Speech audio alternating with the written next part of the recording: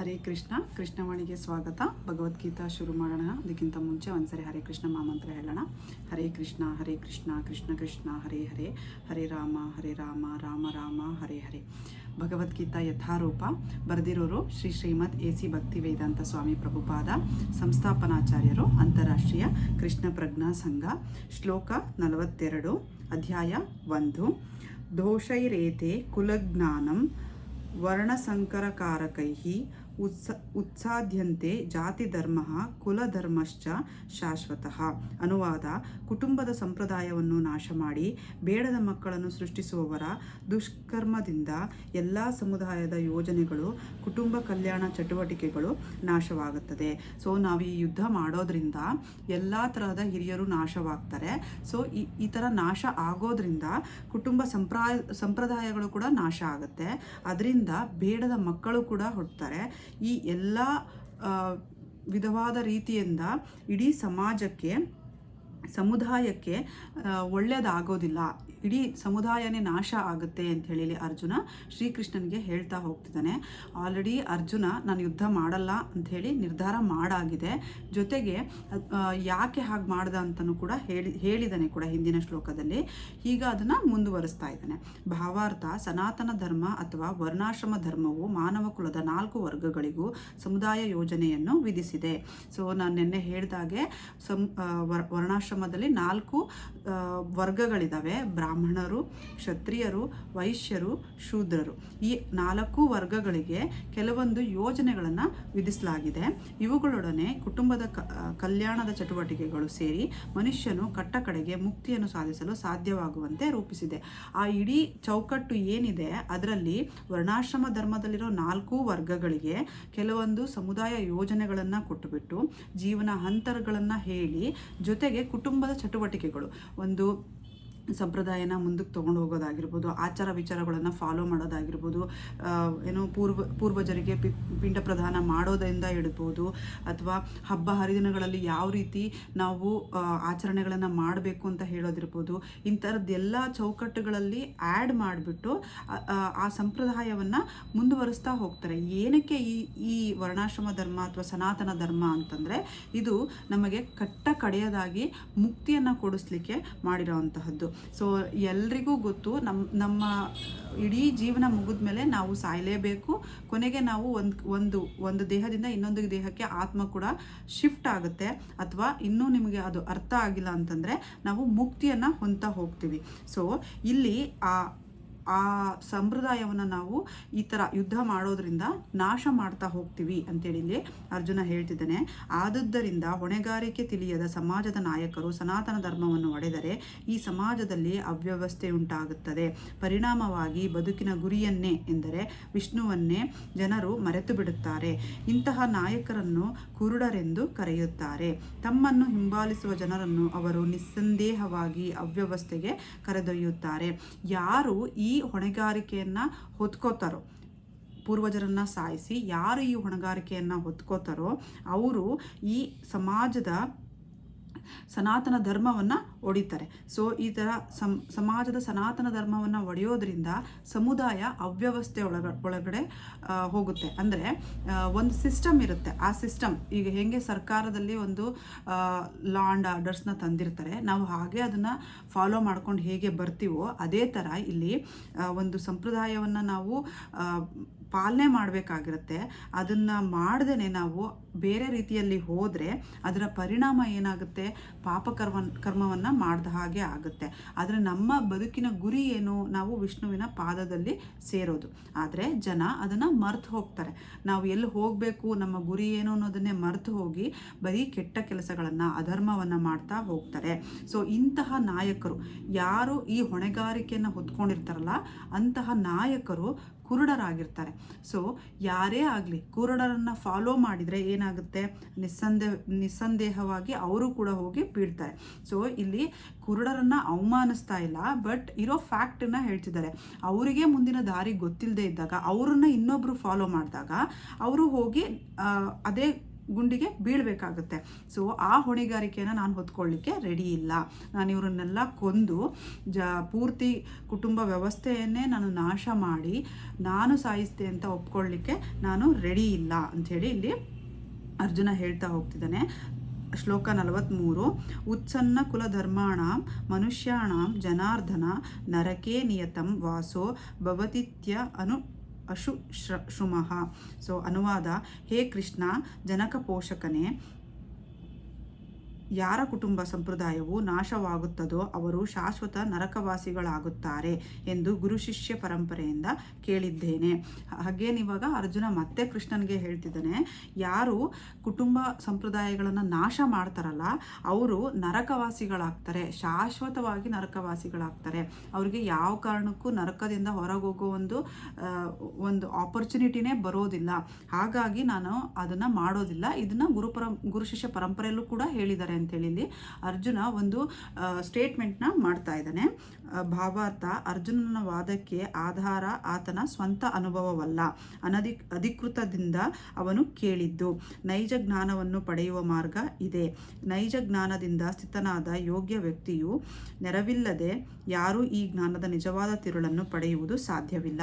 So ಇಲ್ಲಿ ಅವನು ಮಾಡ್ತಾ ಇರೋ ಸ್ಟೇಟ್ಮೆಂಟ್ ಏನಿದೆಯಲ್ಲ, ಅವನು ಸ್ವತಃವಾಗಿ ಮಾಡಿರೋದಲ್ಲ, ಸ್ವಂತದ್ದಲ್ಲ. ಸೊ ನಾನು ಇವ್ರನ್ನ ಸಾಯಿಸ್ಬಿಟ್ರೆ ನಾನು ನರಕಕ್ಕೆ ಹೋಗ್ತೀನಿ, ಅಲ್ಲಿಂದ ಹೊರಗೆ ಬರಲ್ಲ ಅಂತ ಹೇಳ್ತಾ ಇರೋದು ಅವನ ಒಂದು ಸ್ವಂತ ಹೇಳಿಕೆ ಅಲ್ಲ.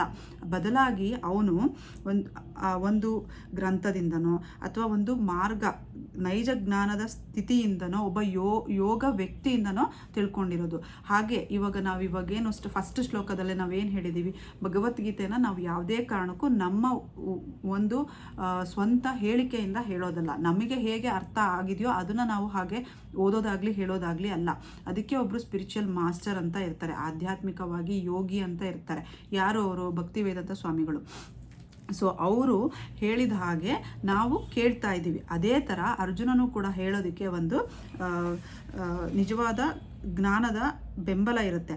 ಮನುಷ್ಯನು ಸಾಯುವ ಮೊದಲು ತನ್ನ ಪಾಪಕರ್ಮಗಳಿಗೆ ಪ್ರಾಯಶ್ಚಿತ್ತ ಪಡೆದುಕೊಳ್ಳಲು ವರ್ಣಾಶ್ರಮ ಸಂಸ್ಥೆಯಲ್ಲಿ ಒಂದು ವ್ಯವಸ್ಥೆಯುಂಟು. ಸದಾ ಪಾಪಕರ್ಮದಲ್ಲಿ ತೊಡಗಿರುವವರು ಪ್ರಾಯಶ್ಚಿತ್ತವನ್ನು ಮಾಡಿಕೊಳ್ಳಬೇಕು. ಹೀಗೆ ಮಾಡದಿದ್ದ ವ್ಯಕ್ತಿಯು ತನ್ನ ಪಾಪಕರ್ಮಗಳ ಫಲವಾಗಿ ಯಾತನೆಯನ್ನು ಅನುಭವಿಸಲು ನರಕಲೋಕಗಳಿಗೆ ಖಂಡಿತವಾಗಿ ದೂಡಲ್ಪಡುತ್ತಾನೆ. ಸೊ ಇಲ್ಲಿ ಅರ್ಜುನ ಅದನ್ನೇ ಮುಂದುವರಿಸಿ ಆ ಶಾಸ್ತ್ರದಲ್ಲಿ ಏನಿದೆ ಅಂತ ಹೇಳ್ತಾ ಇದ್ದಾನೆ.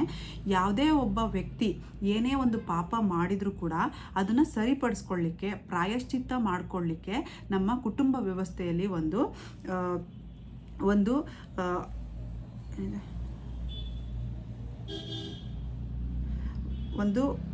ಆಪರ್ಚುನಿಟಿ ಇದೆ, ವ್ಯವಸ್ಥೆನೂ ಕೂಡ ಇದೆ. ಆ ವ್ಯವಸ್ಥೆಯನ್ನು ನಾವು ಉಪಯೋಗಿಸಿ ಪ್ರಾಯಶ್ಚಿತ್ತ ಪಡ್ಕೋಬೇಕು.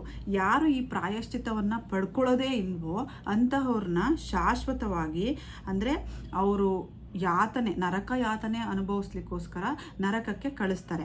ಹಾಗಾಗಿ ಈಗ ನಾನು ಮಾಡುವಂತಹ ಪಾಪ ಏನಿದೆಯಲ್ಲ, ಇದು ಆ ಥರದ್ದೇ ಒಂದು ಪಾಪ. ನನಗೆ ಯಾವುದೇ ಕಾರಣಕ್ಕೂ ಪ್ರಾಯಶ್ಚಿತ್ತ ಇರೋದಿಲ್ಲ, ನಾನು ನರಕಕ್ಕೆ ಹೋಗಬೇಕಾಗುತ್ತೆ ಅಂಥೇಳಿ ಇಲ್ಲಿ ಅರ್ಜುನ ಕೃಷ್ಣನಿಗೆ ಹೇಳ್ತಾ ಇದ್ದಾನೆ. ಶ್ಲೋಕ 44. ಅಹೋಬತ್ ಮಹಾತ್ ಪಾಪಂ ಕರ್ತುಂ ವ್ಯವಸಿತ ವಯಂ ಯದಾ ರಾಜ್ಯ ಸುಖ ಲೋಭೇನ ಹಂತುಂ ಸೃಜನ ಮುದ್ಯಾತಃ. ಸೊ ಅನುವಾದ: ಅಯ್ಯೋ, ಮಹತ್ತಾದ ಪಾಪಕರ್ಮಗಳನ್ನು ಮಾಡಲು ನಾವು ಸಿದ್ಧತೆ ಮಾಡಿಕೊಳ್ಳುತ್ತಿದ್ದೇವೆ ಎನ್ನುವುದು ಎಂತಹ ಆಶ್ಚರ್ಯದ ಸಂಗತಿ. ರಾಜ್ಯ ಸುಖದ ಲೋಭದಿಂದಾಗಿ ನಾವು ಸಜ್ಜನರನ್ನು ಕೊಲ್ಲಲು ಸಂಕಲ್ಪ ಮಾಡಿದ್ದೇವೆ. ಸೊ ಇಲ್ಲಿ ಮತ್ತೆ ಅರ್ಜುನ ಕೃಷ್ಣನಿಗೆ ಹೇಳ್ತಾ ಇದ್ದಾನೆ, ಇದೆಂಥ ಪರಿಸ್ಥಿತಿ ಇದಕ್ಕೆ ಆಶ್ಚರ್ಯ ಅಂತ ಹೇಳಬೇಕೋ ಅಥವಾ ನಾವೆಂಥ ಪಾಪಕರ್ಮ ಮಾಡ್ತಿದ್ದೀವಿ ಅಂತ ಹೇಳಬೇಕೋ ನಂಗೆ ಗೊತ್ತಾಗ್ತಿಲ್ಲ. ಆದರೆ ಒಂದು ರಾಜ್ಯದ ಆಸೆಗೋಸ್ಕರ, ನಮ್ಮ ಒಂದು ಇಂದ್ರಿಯ ತೃಪ್ತಿಗಳಿಗೋಸ್ಕರ ನಾವು ಎಂತಹ ಒಂದು ಮಹತ್ವವಾದ ಪಾಪಕರ್ಮವನ್ನು ಮಾಡ್ತಿದ್ದೀವಿ. ಈ ಪಾಪಕರ್ಮಕ್ಕೆ ನಮಗೆ ಪ್ರಾಯಶ್ಚಿತ್ತನೇ ಇಲ್ಲ, ಅಂತಹ ಪಾಪಕರ್ಮವನ್ನು ನಾವು ಮಾಡ್ತಾ ಇದ್ದೀವಿ. ಇದೆಂಥ ಪರಿಸ್ಥಿತಿ ಅಂತೇಳಿ ಇಲ್ಲಿ ಅರ್ಜುನ ಹೇಳ್ತಿದ್ದಾನೆ. ಭಾವಾರ್ಥ: ಒಬ್ಬ ಮನುಷ್ಯನು ಸ್ವಾರ್ಥಕ್ಕಾಗಿ ತನ್ನ ಸೋದರ, ತಂದೆ ಅಥವಾ ತಾಯಿಯನ್ನು ಕೊಲ್ಲುವುದಂತಹ ಪಾಪಕೃತ್ಯಕ್ಕೆ ಮನಸ್ಸು ಮಾಡಬಹುದು. ಜಗತ್ತಿನ ಚರಿತ್ರೆಯಲ್ಲಿ ಇಂತಹ ಎಷ್ಟೋ ನಿದರ್ಶನಗಳುಂಟು. ಆದರೆ ಸಂತ ಸದೃಶ ಭಕ್ತನಾದ ಅರ್ಜುನನಿಗೆ ಸದಾ ನೈತಿಕ ತತ್ವಗಳು ಅರಿವುಂಟು. ಆದುದರಿಂದ ಅವನು ಕೃತ್ಯಗಳಿಂದ ದೂರವಿರುವಂತೆ ಜಾಗೃತನಾಗಿರುತ್ತಾನೆ. ಸೊ ಯಾವುದೇ ಒಬ್ಬ ವ್ಯಕ್ತಿಗೆ ಅವನು ಸ್ವಾರ್ಥಕ್ಕಾಗಿರ್ಬೋದು, ರಾಜ್ಯಕ್ಕಾಗಿರ್ಬೋದು, ಆಸೆಗಾಗಿರ್ಬೋದು, ದುರಾಸೆಗಾಗಿರ್ಬೋದು ಅಥವಾ ದ್ವೇಷಕ್ಕಾಗಿರ್ಬೋದು ಎಷ್ಟೊಂದು ಯುದ್ಧ ಮಾಡಿರೋದು, ಎಲ್ಲರನ್ನೂ ಕೊಂದು ಹಾಕಿರುವಂತಹ ಎಷ್ಟೋ ಇತಿಹಾಸಗಳಿದ್ದಾವೆ. ಆದರೆ ಇಲ್ಲಿ ಅರ್ಜುನ ಆ ಥರದವನಲ್ಲ. ಅರ್ಜುನ ಒಬ್ಬ ಸಂತ ಸದೃಶನಾಗಿರೋನು, ಅಂದರೆ ಅವನಿಗೆ ಈ ಯುದ್ಧ ಬೇಕಾಗಿರೋದಿಲ್ಲ. ಸೊ ಆ ಥರ ಸಂತ ಸದೃಶಿ ಆಗಿರೋನು, ಭಗವಂತನ ಪ್ರಿಯ ಭಕ್ತನಾಗಿರೋನಿಗೆ ದಯೆ, ಕರುಣೆ, ಅನುಕಂಪ ಜಾಸ್ತಿ ಇರೋನಿಗೆ ಈ ಥರದ ವಿಷಯಗಳಿಂದ ನಾನು ಹೊರಗಿದ್ದಷ್ಟು ನನಗೆ ಪಾಪ ಬರೋದಿಲ್ಲ ಅನ್ನೋವನಿಗೆ ಒಂದು ಜಾಗೃತಿ ಇರುತ್ತೆ. ಸೊ ಹಾಗಾಗಿ ಅವನು ಅದನ್ನು ಅಳವಡಿಸ್ಕೋಬೇಕು ಅಂಥೇಳಿ, ಅಥವಾ ಇದರಿಂದ ನಾನು ಯುದ್ಧ ಮಾಡಲ್ಲ ಅಂಥೇಳಿ ಅವನು ಹೇಳ್ತಾನೆ. ಶ್ಲೋಕ 45. ಯದಿ ಮಾವ ಪ್ರತೀಕಾರಂ ಶಸ್ತ್ರಂ ಶಸ್ತ್ರಪಾಣಯ ಧೃತರಾಷ್ಟ್ರ ರಣೆ ಹನ್ಯುಸ್ತನ್ಮೇ ಕ್ಷೇಮತರಂ ಭವೇತ್. ಸೊ ಅನುವಾದ: ಶಸ್ತ್ರವಿಲ್ಲದ ಮತ್ತು ಪ್ರತೀಕಾರ ಮಾಡದಿರುವ ನನ್ನನ್ನು ಶಸ್ತ್ರಪಾಣಿಗಳಾದ ಧೃತರಾಷ್ಟ್ರನ ಪುತ್ರರು ರಣಭೂಮಿಯಲ್ಲಿ ಕೊಂದರೆ ಅದು ನನಗೆ ಒಳ್ಳೆಯದು. ಸೊ ಇಲ್ಲಿ ಅರ್ಜುನ ಹೇಳ್ತಾ ಇದ್ದಾನೆ, ನಾನು ಯುದ್ಧ ಮಾಡಲ್ಲ ಅಂತ ಹೇಳಿ ಆಯಿತು. ಸೊ ಹಾಗಾಗಿ ನಾನಿಲ್ಲಿ ಯಾವುದನ್ನು ಪ್ರತೀಕಾರ ತಗೋತೀನಿ ಅಂತ ಹೇಳ್ತಾ ಇಲ್ಲ. ಹಾಗಾಗಿ ಧೃತರಾಷ್ಟ್ರನ ಮಕ್ಕಳು ಏನಿದ್ದಾರಲ್ಲ, ಪಾಣಿಗಳು ಅಂತ ಏನಿದ್ದಾರಲ್ಲ, ಅವರು ನನ್ನನ್ನು ಸಾಯಿಸಿದ್ರೂ ನನಗೆ ಬೇಜಾರಿಲ್ಲ, ಇದರಿಂದ ನನಗೆ ಒಳ್ಳೆಯದೇ ಆಗುತ್ತೆ ಅಂತೇಳಿ ಇಲ್ಲಿ ಅರ್ಜುನ ಹೇಳ್ತಾ ಇದ್ದಾನೆ. ಭಾವಾರ್ಥ: ಕ್ಷತ್ರಿಯೋಜಿತ ನೀತಿಯಂತೆ ಶಸ್ತ್ರವಿಲ್ಲದ ಮತ್ತು ಮನಸ್ಸಿಲ್ಲದ ಶತ್ರುವಿನ ಮೇಲೆ ಆಕ್ರಮಣ ಮಾಡಬಾರದು. ಅರ್ಜುನನು ಇಂತಹ ಅಸಹಾಯಕ ಸನ್ನಿವೇಶದಲ್ಲಿ ತನ್ನ ಮೇಲೆ ಆಕ್ರಮಣವಾದರೂ ತಾನು ಯುದ್ಧ ಮಾಡುವುದಿಲ್ಲ ಎಂದು ತೀರ್ಮಾನಿಸಿದ. ಸೊ ಹಿಂದಿನ ಶ್ಲೋಕದಲ್ಲೇ ಅವನು ಹೇಳಿಬಿಟ್ಟಿದ್ದಾನೆ, ನನಗೆ ಬರೀ ರಾಜ್ಯ ಅಥವಾ ಭೋಗ ಕೊಟ್ಟರೆ ಅಲ್ಲ, 3 ಲೋಕವನ್ನೇ ಕೊಟ್ಟರೂ ಕೂಡ ನನಗೆ ಯುದ್ಧ ಮಾಡೋ ಯಾವುದೇ ಆಸಕ್ತಿ ಇಲ್ಲ, ನನಗದು ಬೇಕಾಗೂ ಇಲ್ಲ ಅಂಥೇಳಿ ಅರ್ಜುನ ಆಲ್ರೆಡಿ ಡಿಸೈಡ್ ಮಾಡಿ ಆಗಿದೆ. ಆದರೆ ಒಬ್ಬ ಕ್ಷತ್ರಿಯನಿಗೆ ಹೇಗೆ ಯುದ್ಧ ಮಾಡಲೇಬೇಕು ಅನ್ನೋ ಒಂದು ಕರ್ತವ್ಯ ಇರುತ್ತೋ, ಹಾಗೆ ಒಬ್ಬ ಕ್ಷತ್ರಿಯ ನನಗೆ ಯುದ್ಧ ಬೇಡ, ಮಾಡಲಿಕ್ಕೆ ಮನಸ್ಸಿಲ್ಲ ಅಂತೇಳಿ ಅವನು ಶಸ್ತ್ರ ಇಳಿಸ್ದ ಅಂತಂದರೆ ಅವನನ್ನು ಯಾರೂ ಆಕ್ರಮಣ ಮಾಡೋ ಹಾಗಿಲ್ಲ. ಆದರೆ ಅದಕ್ಕೂ ಮೀರಿ ಅರ್ಜುನ ಏನು ಹೇಳ್ತಿದ್ದಾನೆ, ನಾನು ಇಷ್ಟೆಲ್ಲ ಮಾಡಿನೂ ದುರ್ಯೋಧನ ನನ್ನನ್ನು ಸಾಯಿಸಿದ್ರೂ ಕೂಡ ನನಗೇನು ಬೇಜಾರಿಲ್ಲ, ಆದರೆ ನಾನು ಆಕ್ರಮಣ ಮಾಡಲ್ಲ ಅಂಥೇಳಿ ಅರ್ಜುನ ಹೇಳ್ತಾ ಇದ್ದಾನೆ. ಎದುರು ಪಕ್ಷವು ಎಷ್ಟರ ಮಟ್ಟಿಗೆ ಯುದ್ಧ ಮಾಡಲು ಸಂಕಲ್ಪ ಮಾಡಿತ್ತು ಎನ್ನುವುದನ್ನು ಆತನು ಪರಿಗಣಿಸಲಿಲ್ಲ. ಆತನು ಭಗವಂತನ ಶ್ರೇಷ್ಠ ಭಕ್ತನಾದುದರಿಂದ ಮೃದು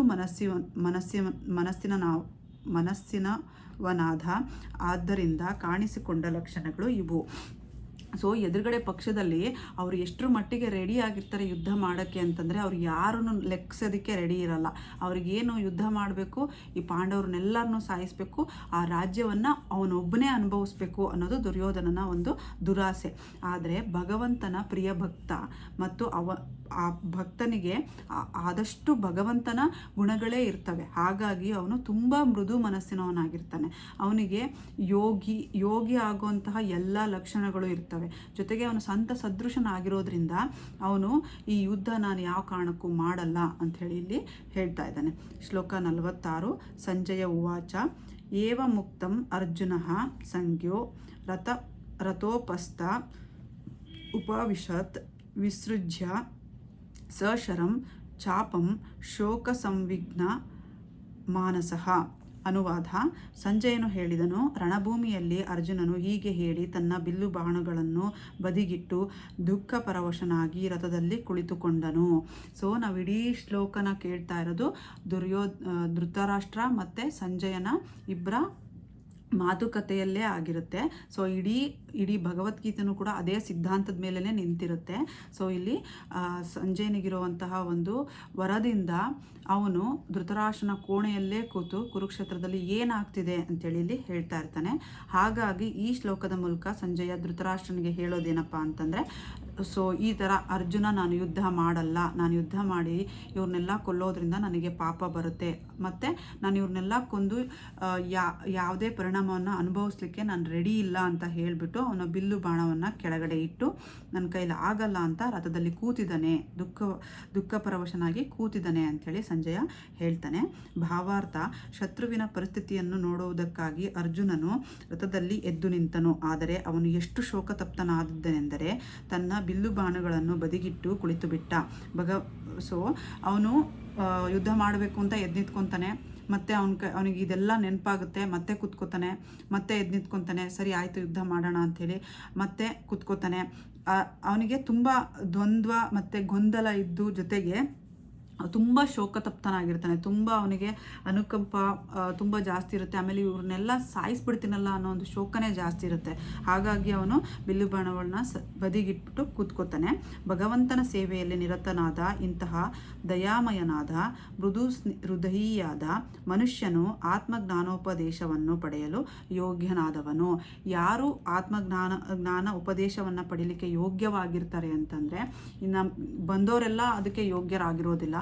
ಯಾರು ಮೃದು ಹೃದಯದವರಾಗಿರಬೇಕು ಮತ್ತು ದಯಾಮಯಿ ಆಗಿರಬೇಕು. ಅಂದರೆ ಅವ್ರು ಎಷ್ಟೇ ಕಷ್ಟ ಕೊಟ್ಟಿದ್ರು, ಅರ್ಜುನನಿಗೆ ಪಾಂಡವರಿಗೆ ಅವ್ರು ಎಷ್ಟು ಕಷ್ಟ ಕೊಟ್ಟಿರ್ತಾರೆ. ಚಿಕ್ಕವರಿಂದ ಹಿಡಿದು ಅವ್ನ ಮದುವೆ ಆಗಿ ದ್ರೌಪದಿಯಿಂದ ಹಿಡಿದು ಅವ್ರು ಎಷ್ಟು ಅವಮಾನಗಳನ್ನು ಅನುಭವಿಸಿರ್ತಾರೆ, ವನವಾಸಕ್ಕೆ ಹೋಗಿರ್ತಾರೆ, ಎಷ್ಟೊಂದು ತೊಂದರೆಗಳನ್ನ ಅನುಭವಿಸಿರ್ತಾರೆ. ಆದರೂ ಕೂಡ ಅವನು ಎಷ್ಟು ದಯಾಮಯಿ ಅಂತಂದರೆ, ಅವರೇ ಇಟ್ಕೊಳ್ಳಿ ರಾಜ್ಯನ, ನಮಗೆ ಯುದ್ಧ ಬೇಡ, ಇವನ್ ನಾನು ಬೇಡ, ಯುದ್ಧ ಬೇಡ ಅಂತ ಹೇಳಿದ್ಮೇಲೆ ದುರ್ಯೋಧನ ನನ್ನ ಕೊಂದರೂ ನನಗೆ ಪರವಾಗಿಲ್ಲ ಅಂತ ಹೇಳುವಷ್ಟು ದಯಾಮಯಿ ಇಲ್ಲಿ ಅರ್ಜುನ. ಮತ್ತು ಮೃದು ಹೃದಯಿ ಕೂಡ ಆಗಿರ್ತಾನೆ. ಅಂದರೆ ಇನ್ನೊಂದು ಥರವಾಗಿ, ನಾವು ಯುದ್ಧ ಮಾಡಿದರೆ ನಮಗೆ ವಿಜಯ ಆಗುತ್ತೋ ಇಲ್ಲೋ ಗೊತ್ತಿಲ್ಲ, ಆದರೆ ಇಡೀ ಕುರು ವಂಶನೇ ಸರ್ವನಾಶ ಆಗೋಗುತ್ತೆ, ಇದರಿಂದ ಕುಟುಂಬಕ್ಕೆ ತುಂಬ ತೊಂದರೆ ಆಗುತ್ತೆ ಅಂತ ಯೋಚನೆ ಮಾಡೋದಿದೆಯಲ್ಲ, ಅದು ಮೃದು ಸ್ವಭಾವ. ಅಂತಹ ವ್ಯಕ್ತಿಗೆ ಆತ್ಮಜ್ಞಾನ ಉಪದೇಶ ಆಗಬೇಕಾಗಿರೋದು ಖಂಡಿತ. ಸೊ ಆತ್ಮಜ್ಞಾನೋಪದೇಶ ಅನ್ನೋದು ಸೆಲ್ಫ್ ರಿಯಲೈಸೇಷನ್.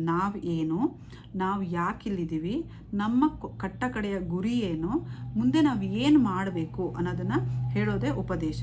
ಅದನ್ನು ಮಾಡಲಿಕ್ಕೆ ಅರ್ಜುನ ಯೋಗ್ಯನಾದವನು. ಹೇಳ್ಕೊಡೋದು ಯಾರು? ಶ್ರೀಕೃಷ್ಣ. ಸೊ ಇಲ್ಲಿಗೆ ಶ್ರೀಮದ್ ಭಗವದ್ಗೀತೆಯ ಕುರುಕ್ಷೇತ್ರ ರಣರಂಗದಲ್ಲಿ ಸೇನಾವಲೋಕನ ಎಂಬ ಮೊದಲನೇ ಅಧ್ಯಾಯದ ಭಕ್ತಿ ವೇದಾಂತ ಭಾವಾರ್ಥವು ಮುಗಿಯಿತು. ಸೊ ಇಲ್ಲಿಗೆ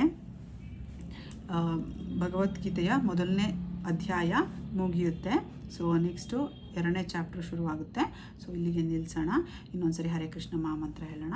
ಹರೇ ಕೃಷ್ಣ ಕೃಷ್ಣ ಕೃಷ್ಣ ಹರೇ ಹರೇ, ಹರೇ ರಾಮ ರಾಮ ರಾಮ ಹರೇ ಹರೇ. ಹರೇ ಕೃಷ್ಣ. Thank you.